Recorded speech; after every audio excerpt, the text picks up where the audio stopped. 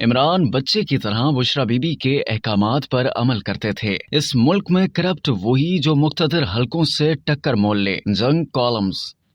روزنامہ جنگ کے کالم نگار بلال الرشید اپنے کالم بعنوان کپتان کی کرپشن اور مبینہ ڈائری میں لکھتے ہیں کہ ملک کی صورتحال یہ ہے کہ شوکت خانم اسپتال اور نمل یونیورسٹی بنانے والا عمران خان کرپٹ قرار پا کر جیل میں پڑا ہے۔ اس صورتحال میں دل کرتا ہے کہ انسان کسی پارک میں نکل جائے اور آسمان کی طرف منہ کر کے قہقہے لگائے۔ اس پر کوئی آ کر اطلاع دے کہ پوری دنیا میں خفیہ جائیدادیں بنانے والا شریف اور زرداری خاندان کرپشن سے پاک صاف قرار پائے ہیں تو قہقہے لگاتا ہوا دوسری طرف نکل جائے۔ ارشد شریف اور عمران ریاض خان جیسے صحافی اگر تمام حدوں سے گزر گئے تو اس کی وجہ یہ تھی کہ انہیں شریفوں اور زرداریوں کی کرپشن کے ثبوت دکھائے جاتے تھے۔ انہیں یہ بتایا جاتا تھا کہ یہ دونوں خاندان کرپشن کی اس انتہا تک اتر چکے ہیں کہ ان کے سیاست اور اقتدار میں ہوتے ہوئے یہ ملک کبھی ترقی نہیں کر سکتا۔ وہ بیچارے اس پہ پکے ہو گئے۔ اس کے بعد جو کچھ ہوا وہ سب کے سامنے ہے۔ ملک کی ساری سیاسی جماعتیں عمران خان کے خلاف اکٹھی کر دی گئیں۔ یہ وہ سیاسی جماعتیں تھیں جو پاکستان کی پوری تاریخ میں کبھی اکٹھی نہ ہو سکی۔ مولانا فضل الرحمان فرماتے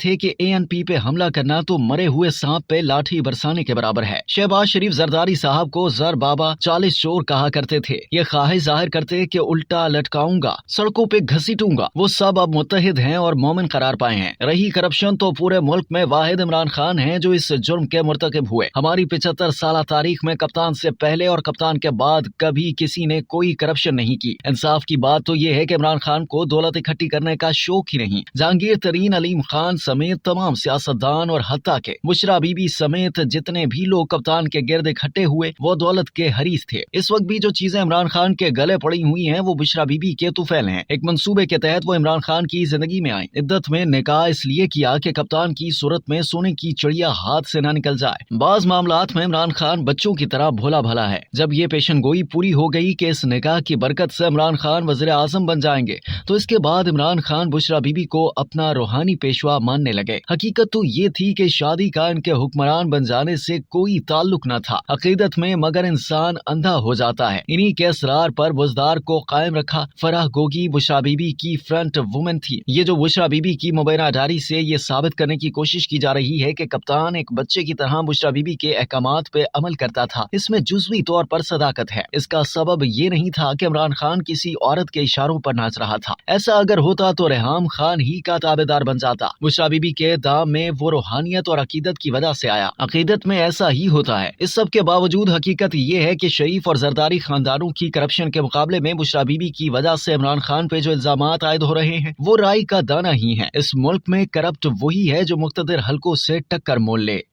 اب تک کے لیے اتنا ہی۔ مزید جاننے کے لیے سبسکرائب کیجیے ڈیلی جنگ YouTube چینل اور لائک کیجیے ڈیلی جنگ Facebook پیج۔